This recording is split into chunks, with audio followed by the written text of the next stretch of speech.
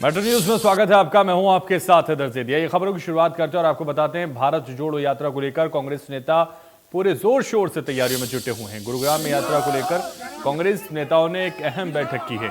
इस दौरान कांग्रेस प्रदेश अध्यक्ष उदयभान, सांसद दीपेंद्र हुड्डा, पूर्व मंत्री कैप्टन अजय यादव के साथ दूसरे नेता भी मौजूद रहे। यात्रा को लेकर क्या कुछ कहना है कांग्रेस नेताओं का, आइए आपको सुनवाते हैं।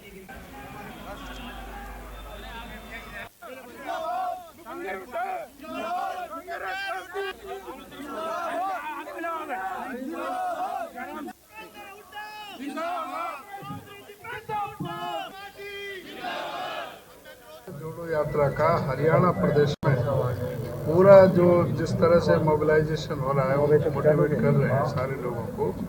और राहुल जी जिस तरह से जिस भावना को लेकर के जो गए हैं, इस यात्रा को जो कर रहे हैं, तो उससे लोगों के अंदर बहुत राहुल जी के प्रति आकर्षण बढ़ा है और उसका निश्चित तौर से पार्टी को लाभ मिलना है। एक ऐतिहासिक यात्रा पे जो निकले हैं, जिसका पूरे देश के अंदर उनके प्रति लोगों में विश्वास बढ़ रहा है, कांग्रेस पार्टी के प्रति बढ़ रहा है।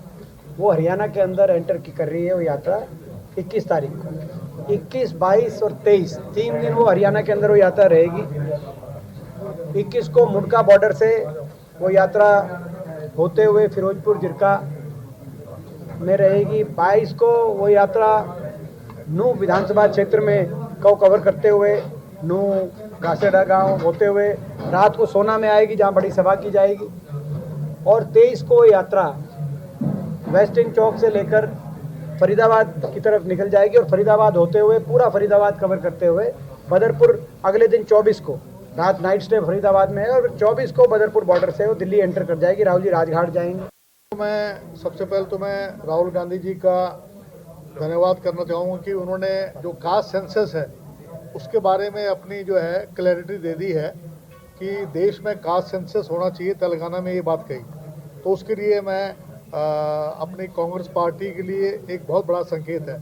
दूसरा, जो ये यात्रा, मैं 6 प्रदेशों में उनकी यात्रा में गया हूँ और जिस प्रकार से जो नफरत की दीवार है उसमें रंग भेद जाति धर्म सबको तोड़कर लाखों लोग उनके साथ चल रहे हैं, उसी क्रम में हरियाणा में प्रवेश कर रहे हैं। और ये मेरा सौभाग्य है कि गुड़गांव जो हमारा लोकसभा क्षेत्र है वहाँ पर वो वहाँ से एंटर कर रहे हैं। आज हम लोगों ने, भाई हमारे दीपेंद्र मेरा भतीजा है और उदयभान जी हमारे अध्यक्ष हैं, हम सब लोग मिलकर हम लोगों ने ये संकल्प लिया है कि जो फिरोजपुर जिरका के अंदर जहाँ से एंटर करेगी राहुल गांधी जी एंटर करेंगे हरियाणा में, अभूतपूर्व स्वागत होगा और भारी मात्रा में लोग पहुँच। कांग्रेस के प्रदेश अध्यक्ष उदयभान ने दावा किया है कि 2024 में देश में कांग्रेस की सरकार बनेगी। वहीं दीपेंद्र हुड्डा ने कहा कि 3 चुनाव के नतीजे देश में बदलाव के संकेत हैं। आदमपुर में कांग्रेस का प्रदर्शन अभूतपूर्व प्रदर्शन रहा है। आदमपुर में हमें हर वर्ग का वोट मिला है। उन्होंने कहा है कि हिमाचल में हमें जीत मिली है। यही नहीं, 8 चुनाव में से 7 में बीजेपी की हार हुई है। अभी हिमाचल प्रदेश का रिजल्ट आया है और अभी 2023 में चुनाव हो रहा है। राजस्थान का, मध्य प्रदेश, छत्तीसगढ़ और कर्नाटक, चारों जगह कांग्रेस की सरकार बन रही है और 24 में हरियाणा का नंबर है और केंद्र में भी कांग्रेस सरकार 24 में बनेगी। पिछले 3 चुनाव के नतीजे जो आए हैं वो एक बदलाव की तरफ संकेत है। आदमपुर के अंदर कांग्रेस का अभूतपूर्व प्रदर्शन, आदमपुर में हर वर्ग की हमें वोट मिली। हम हर एससी बूथ पे जीते। चौधरी उदयभान जी द्वारा की गई दिन रात मेहनत, इनके करिश्माई नेतृत्व में हमने चुनाव लड़ा। हम हर वर्ग की वोट हमें अर्जित हुई और 42% वोट ऐसी विधानसभा क्षेत्र के अंदर जहाँ कोई हमें चांस नहीं दे रहा था। उसके बाद पंचायत, जिला परिषद के चुनाव के नतीजे, जहाँ बीजेपी के उम्मीदवारों को लोगों ने सिरे से नकारने का काम किया, मात्र 5% वोट बीजेपी की आई, जो कि किसी भी सत्ता दल के लिए एक बहुत ही शर्मनाक प्रदर्शन है। क्योंकि 5 उन्होंने सिंबल दिए अपने सबसे, जहाँ पे उनको मजबूत प्रत्याशी दिख रहे थे वहाँ सिंबल दिए और मात्र 5% वोट। उसके बाद अब हिमाचल में जो नतीजा आया है, कांग्रेस के हक में नतीजा आया है। और केवल हिमाचल ही नहीं, 8 प्रदेशों में चुनाव थे, उपचुनाव और एमसीडी मिला के 8 में से 7 में बीजेपी आ रही है। सोना के नागरिक अस्पताल में अब लोगों को रक्त चढ़ाने की सुविधा मिल पाएगी। गुरुग्राम के सीएमओ वीरेंद्र यादव ने रिबन काटकर ब्लड स्टोरेज यूनिट का उद्घाटन किया। सोना के अस्पताल में महिला रोग विशेषज्ञ और सर्जन की नियुक्ति थी, लेकिन ब्लड स्टोरेज यूनिट न होने से कठिन मामलों में यहां ऑपरेशन नहीं किए जाते थे। उन्होंने बताया कि अस्पताल को फर्स्ट रेफरल यूनिट बनाया जाएगा ताकि आसपास के सब सेंटरों से आने वाले मरीजों का इलाज अस्पताल में हो सके। वहीं अब डॉक्टरों पर नकेल कसने के लिए सभी मरीजों के इमरजेंसी रेफरल रिकॉर्ड रखा जाएगा, जिसमें मरीजों के आने का, उसे रेफर करने का सभी कारण विवरण देना होगा। हालांकि इससे पहले सोना में अधिकतर मरीजों को गुरुग्राम के लिए रेफर कर दिया जाता था।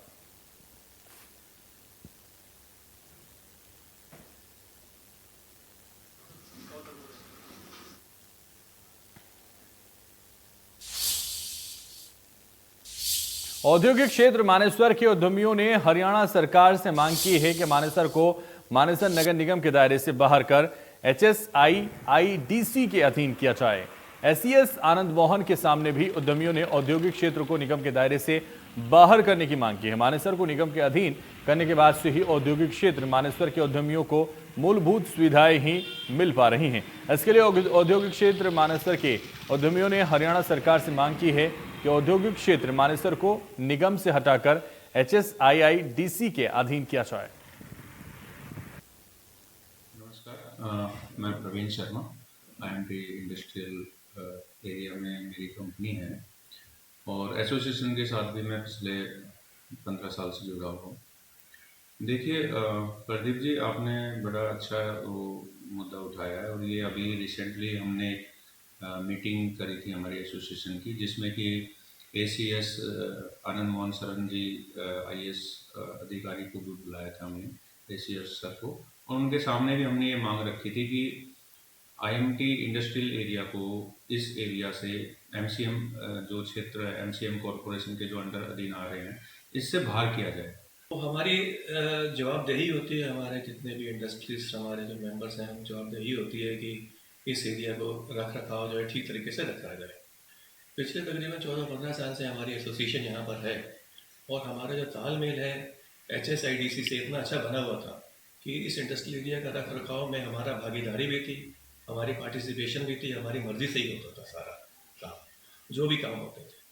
अब पिछले 2 साल से जो है गवर्नमेंट ने इस एरिया को म्यूनिसिपल कॉरपोरेशन ऑफ मानेसर को क्रिएट कर दिया है और उसके अंडर दे दिया है। इससे हमें ये दिक्कत हो रही है कि ना तो उन्होंने पूरा टेक ओवर किया है, ना ही उनका कोई सिस्टम है, ना ही हमारी कोई इसमें से पार्टिसिपेशन है, ना हमारी कोई सुनवाई है उनकी वहाँ पे कि इसको ठीक ठाक किया जाए।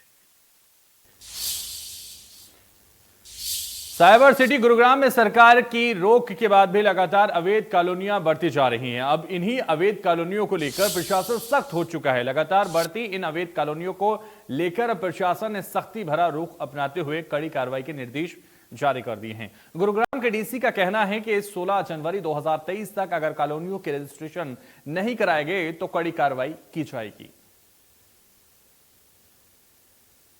अवैध कॉलोनियों के लिए सरकार ने एक डेफिशिएंट कॉलोनीज एक्ट 2021 पास किया था और उसके तहत आवेदन मांगे गए हैं। तो कोई भी कॉलोनाइजर है या अवैध कॉलोनी में कोई RWA जो बनी है वो इस पे अप्लाई कर सकते हैं DTP के ऑफिस में, और अप्लाई करने की आखिरी डेट जो है वो 16 जनवरी 2023 है।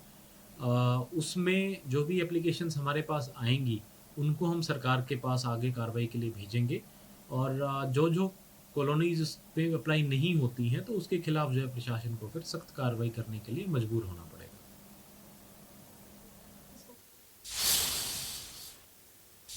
महंगे कपड़े, महंगे फोन और इसी तरह के शौक पूरे करने के लिए 19 से 20 साल के युवकों ने गैंग बनाकर लूट की वारदात को अंजाम दे डाला। गुरुग्राम पुलिस ने ट्रक ड्राइवरों से हथियार के बल पर लूटपाट करने वाले 4 युवकों को गिरफ्तार कर लिया। एसयूबी क्राइम की माने तो 11 दिसंबर की रात एक ट्रक ड्राइवर हिसार से प्लाई लोड कर गुरुग्राम आया था और गुरुग्राम पहुंचकर प्लाई छोड़ वापस जा रहा था। गांव में गढ़ी के पास ट्रक को सड़क किनारे खड़ा कर सो गया। वो एक ट्रक और भी वहां खड़ा था। देर रात 6 से 7 युवक वहां पहुंचे और ट्रक के शीशे तोड़कर हथियारों के बल पर ड्राइवरों को बंधक बना लिया और नकदी और सामान लूटकर फरार हो गए। ये 10 और 11 के बीच की जो रात है, इसको एक कैंटर का ड्राइवर अपना हिसार से कुछ पलाई लोड करके और यहाँ पे खाली करके और गड्ढी बसई रोड पे उसने अपनी गाड़ी खड़ी कर ली और अंदर से लॉक करके वो सो रहा था। और वहीं एक दूसरी गाड़ी वाला भी, उसकी भी गाड़ी खड़ी थी, उसने भी अंदर से लॉक करके वो भी सो रहा था। तो रात को 6-7 लड़के आए और उन्होंने उनकी गाड़ियों के शीशे तोड़े, उनकी गाड़ियों में घुस गए, कनपटी पे पिस्टल लगाया और उनसे जो भी सामान उनको मिला, पैसे भी, मोबाइल इत्यादि, वो उनसे लूट के और भाग गए वहाँ से। और इसकी इन्वेस्टिगेशन हमारी आयातपुर चौकी के in charge sub inspector Lalit Kumar, जिन्होंने बड़ी मेहनत और लगन से उसी दिन काम करते हुए उनमें से 4 आरोपियों को गिरफ्तार करने में कामयाबी हासिल की। फरीदाबाद में भैंस चोरी के मामलों में कार्रवाई करने के बदले पीड़ित से 4,000 रुपए रिश्वत लेते सब इंस्पेक्टर को विजिलेंस विभाग ने गिरफ्तार कर लिया। आपको बता दें कि शंभुनाथ के घर से देर रात कई लोग मारपीट कर भैंस को खोलकर ले गए थे, जिसके बाद शंभुनाथ इस पूरे मामले की शिकायत लेकर सेक्टर 3 पुलिस चौकी में पहुंचा था, जहां ड्यूटी पर तैनात सब इंस्पेक्टर महेंद्र ने पीड़ित से 15,000 की रिश्वत लेने के बाद कार्रवाई करने की बात कही थी। वहीं दोनों की 10,000 में बात तय हो गई, जिसके बाद शंभुनाथ ने 4,000 एक बार और 2,000 दूसरी बार इंस्पेक्टर को पैसे दिए ताकि वो शंभुनाथ की भैंस को वापस दिलवा सके। लेकिन जब इंस्पेक्टर ने शंभुनाथ से 4,000 की डिमांड और करी, जिसके बाद शंभुनाथ ने इस पूरे मामले की जानकारी विजिलेंस को दे दी। साइन किए हुए नोटों को सब इंस्पेक्टर के बताए गए स्थान पर देने के लिए पहुंचा, जिसके बाद मौके पर खड़ी विजिलेंस की टीम ने शंभुनाथ को 4,000 रुपए देते गिरफ्तार कर लिया और मेडिकल करवाने के बाद आगे की कार्रवाई में जुट गई। हमारी भैंस रात को खोल करके ले गए थे आपकी? हाँ हमारी। और उसको घर में घुस करके मारे पीटे, पोते को भी मारे। और उसके बाद उसका बाप हमसे बात करने लगा तो हाँ वो उसका लड़का खोल करके भैंस ले गए 4-5 आदमी। फिर पुलिस में गए तो बोले कि वो ये तो पैसा दो तब भैंस खुलवाएंगे। फिर भैंस का 15,000 रुपया मांगने लगा तो 4,000 एक बार दिए, फिर 2,000 एक बार दिए, फिर 4,000 आज दिए हैं। तो ये पकड़ में आया सब इंस्पेक्टर सेक्टर 3 चौकी। हाँ जी, मतलब कार्रवाई नहीं कर रहे थे? कार्रवाई नहीं किए। अच्छा, कौन लोग थे जो भैंस खोल के लेके थे आपको? वो ठाकुर करके है, देशराज उसका लड़का है, देशराज ही खोल करके ले गया। तब बिजली विभाग में ठेके का काम करता है वो। हाँ। फरीदाबाद में आईएमटी में एक्सपो लगाया गया। जिला उपायुक्त विक्रम सिंह यादव आज आईएमटी में लगाए गए एक्सपो में मुख्य अतिथि के तौर पर घर पहुंचे। आपको बता दें, उन्होंने वहां पर कई स्टॉलों का भी जायजा लिया।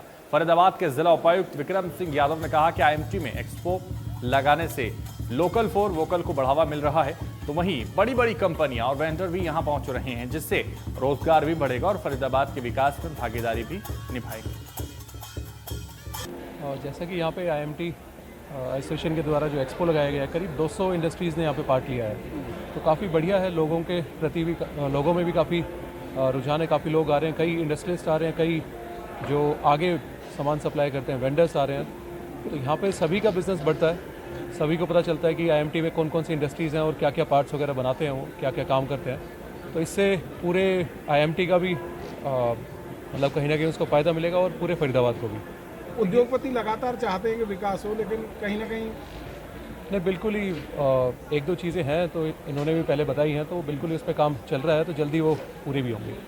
फरीदाबाद के विकास में क्योंकि अगर देखा जाए, हरियाणा का पहला शहर, सबसे बड़ा शहर हरियाणा का जो रहा है, और इसका जो बेस रहा है वो इंडस्ट्रियलिस्ट के दम पे ही रहा है। वो बिल्कुल ही अब इंडस्ट्री जो पहले भी थी और कई जो मिले हैं, जो नए भी एकदम ही अपनी इंडस्ट्रीज़ लगाई हैं, तो जो वोकल फॉर लोकल आपने जैसे कहा, या फिर हरियाणा में रहकर ही अपनी जो काम कर रहे हैं, कोई नौकरी नहीं कर रहे, खुद का काम शुरू कर रहे हैं, तो उन सबको ही मोटिवेशन मिलता है यहाँ पे आके। तो बढ़िया एक्सपो है और सभी को मैं शुभकामनाएं देना चाहूँगा। दिल्ली मुंबई वडोदरा एक्सप्रेसवे के निर्माण कार्य के दौरान एनएचएआई विभाग ने 150 साल पुराने मोहना रोड की कनेक्टिविटी बंद कर दी, जिसके चलते ग्रामीण पिछले 15 दिनों से रोड पर धरना देकर बैठे हुए हैं। ग्रामीणों का आरोप है कि रास्ता 150 साल पुराना है और करीब 100 से ज्यादा गांवों की आवाजाही रोड के माध्यम से होती है। ग्रामीण अपने कामों के लिए शहरी क्षेत्र में जाने के लिए इसी रास्ते से पहुंचते हैं, अन्य कोई रास्ता नहीं है उनके पास। इसके अलावा चंदावली गांव की छात्राएं भी सरकारी स्कूल में पढ़ने के लिए इसी रास्ते से जाती हैं। अन्य गांवों के छात्राओं को भी यहीं पढ़ने के लिए आना जाना पड़ता है और रास्ता यही है, लेकिन रास्ते की कनेक्टिविटी दूरी पर देने के कारण बच्चों की पढ़ाई में बाधित हो रही है और इसको लेकर ग्रामीणों ने सभी नेताओं और मंत्रियों को भी पहले ही शिकायत देकर अवगत कराया था, लेकिन उसके बावजूद भी अभी तक कनेक्टिविटी खोला नहीं गई है और रोड का निर्माण कार्य जारी था। लेकिन अब ग्रामीणों ने इस पर धरना देना शुरू कर दिया और ग्रामीणों का कहना है कि जब तक रोड की कनेक्टिविटी नहीं दी जाएगी तब तक किसी भी सूरत में धरना समाप्त नहीं करेंगे। फरीदाबाद के बाईपास रोड पर जो दिल्ली मुंबई वडोदरा एक्सप्रेसवे बनाया जा रहा है, उस निर्माण कार्य के चलते आप देख सकते हैं कि यहाँ पर जो रास्ता है, चंदावली गांव और तमाम जो दर्जनों गांव इस रोड पर पड़ते हैं। मोहना रोड इसको बोला जाता है और करीब 150 साल पुराना ये रोड है, लेकिन NHIA की गलती के कारण यहाँ से जो कनेक्टिविटी है वो पूरी तरह से बंद कर दी गई है। और इसी को लेकर पिछले कई दिनों से ग्रामीण यहाँ पर आप देख सकते हैं कि धरने पर बैठे हुए हैं। तमाम जो ग्रामीण हैं लगातार इस बात को लेकर आवाज़ उठा रहे हैं कि उनके बच्चों को स्कूल तक जाना दुभर हो गया है, क्योंकि यहाँ से रोड करना संभव नहीं है, क्रॉस करना। और तमाम जो बच्चियाँ हैं वो आए दिन सरकारी स्कूल रोड के दूसरी तरफ है और गांव रोड के दूसरी तरफ है, तो कहीं ना कहीं उनको काफ़ी परेशानी जो है आ रही है और इसको लेकर ये धरने पर बैठ गए। हालांकि इससे पहले तमाम मंत्री और नेताओं को शिकायत भी इनकी तरफ से की गई, लेकिन अभी तक कोई सुनवाई नहीं हुई है। साफ तौर पर इन्होंने कहा कि जब तक इस रोड की कनेक्टिविटी नहीं बनेगी तब तक किसी भी सूरत में धरना समाप्त नहीं होगा और इस हाईवे का काम भी नहीं चलने दिया जाएगा। कुछ ग्रामीण है हमारे साथ, इनसे हम जान लेते हैं। क्या नाम है आपका? किशन सिंह चहल, चंदा। चहल साहब, क्या मानते हो, किस बात को लेकर धरने पे बैठे हो और कब तक ये धरना रहेगा? हम इस नहीं, धरना तो ये जब तक रहेगा जब तक यहाँ पुल नहीं बन जाता। ये सबसे बड़ी बात ये है, इस पुल को जो रोका गया है ना, तो सबसे बड़ा नुकसान तो 80 गांवों को है। 80 गांवों का आना जाना है। अंग्रेजों के टाइम का पुल बना हुआ है, 1873 का पत्थर लगा हुआ है। उसके बाद हमारे हजारों की तादाद में बच्चे जाते हैं, बच्चियाँ जाते हैं। उनके लिए बड़ी मुश्किल बात हो जाएगी, वे कैसे 5 किलोमीटर घूम के जाएंगे। तो 5 किलोमीटर घूम के जाएंगे। कुछ और ग्रामीण भी है, क्या मानते हैं, कितनी परेशानी हो रही है इसके? परेशानी जी बच्चे की बहुत है। हमारे यहाँ +2 का स्कूल है जी, लड़कियों के यहाँ हमारे 1-2 गाँव में +2 का स्कूल नहीं है। हम एलिवेटेड पुल के लिए मांग कर रहे हैं जी। जब तक हमारा एलिवेटेड पुल यहाँ तैयार नहीं हो जाएगा, जब तक इस धरने को हम समाप्त नहीं करेंगे, ना हम उठेंगे और ईंट से ईंट बजा देंगे। ईंट से ईंट बजा देंगे, साफ तौर पर कह रहे हैं। किन किन लोगों को अब तक शिकायत दे चुके हैं प्रशासनिक? अगर सभी पूरे प्रशासन को, पूरे मंत्रियों को, MP MLA को, सबको शिकायत दे चुके। सिर्फ आश्वासन के सिवाय हमें कुछ नहीं मिला है। मुख्यमंत्री को, नितिन गडकरी को, सबको, नैनपाल जी को भी बताया गया, मूलचंद शर्मा को भी बताया गया, सभी को बताया गया, लेकिन कोई सुनवाई नहीं हो पा रही है हमारी। और कई अहम मुद्दे हैं। इधर कृष्णपाल जी ने अभी पुल का उद्घाटन किया था। पूरे फरीदाबाद का KMP का कट अकेला मोहना रोड 6 वाले से कट है, इसको भी बंद किया जा रहा है। और इधर सरकार कहती है कि बेटी पढ़ाओ बेटी बचाओ। हमारी कन्याएं, हमारी बहनजियां सब इधर जाती हैं। तो तमाम जो बेटियां हैं वो छात्राएं वहाँ पढ़ने के लिए जाती हैं। आप क्या मानते हैं, क्या क्या मांगे हैं आपकी? देखिए, हमारी तो एक ही मांग है कि हमारा जो कट है वो बंद ना हो, हमें सुचारू रूप से यहाँ पर फ्लाईओवर दिया जाए। सर, आपके चैनल के माध्यम से मैं बिल्कुल कहना चाहूंगा कि जो अधिकारी इसका प्रोजेक्ट मैनेजर जो है VK जोशी जी हैं, उनकी तो सरासर मैं ये कहता हूँ कि उनकी तो CBI जांच होनी चाहिए। इतने बड़े पद पर रहते हुए उन्होंने अपना जो पद का है वो दुरुपयोग किया, अपनी शक्तियों का दुरुपयोग किया VK जोशी ने। तो कहीं ना कहीं अपनी शक्तियों का दुरुपयोग किया है और उनके खिलाफ जांच होनी चाहिए, क्योंकि लोगों को भारी परेशानी का सामना करना पड़ रहा है। लगातार इंडिया न्यूज चैनल इस बात को पहले से ही उठाता रहा है, क्योंकि लोगों को भारी परेशानी इस रोड के कारण हो रही है। कहीं ना कहीं जो ग्रामीण है वो इसका समाधान चाहते हैं, यहाँ से कनेक्टिविटी चाहते हैं, लेकिन किसी के कान पर जू तक नहीं रेंग रही है। देखना होगा कि अब कब तक ग्रामीणों की मांग पर अमल होता है। फरीदाबाद से इंडिया न्यूज के लिए राजेंद्र दहिया। तो फिलहाल मेट्रो न्यूज में बस इतना ही। दीजिए मुझे इजाजत और आप देखते रहिए इंडिया न्यूज हरियाणा।